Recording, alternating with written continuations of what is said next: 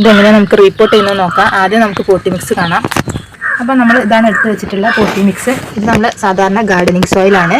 കുറച്ച് ഉണക്കച്ചാണകപ്പൊടി ഉണ്ട്, കുറച്ച് വേപ്പിൻ പിണ്ണാക്കുണ്ട്, അതുപോലെ തന്നെ കരിക്കട്ടയും ഓടും കഷ്ണവുമാണ് നമ്മൾ ഇരിക്കുന്നത്.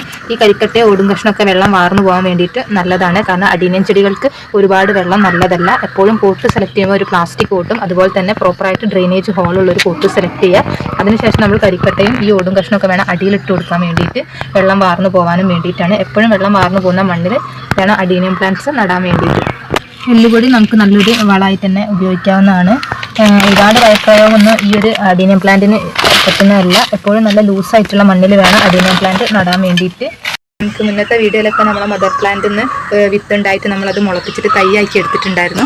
ആ ചെറിയ കുറേ തൈകളൊക്കെ നമ്മൾ ചെറിയ ചെറിയ പോട്ടിലായിരുന്നു വെച്ചിട്ടുണ്ടായിരുന്നത്. അതൊക്കെ ഒന്ന് റീപോർട്ട് ചെയ്യാനും പോട്ടി മിക്സും ഒക്കെ നിങ്ങൾക്കൊന്ന് കാണിച്ചു തരാം. അതിൻ്റെ ഇടയ്ക്ക് നമ്മൾ കുറച്ച് ദിവസം മുന്നേ 2 ആഴ്ച മുന്നേ നമ്മൾ അടീനിയത്തിൽ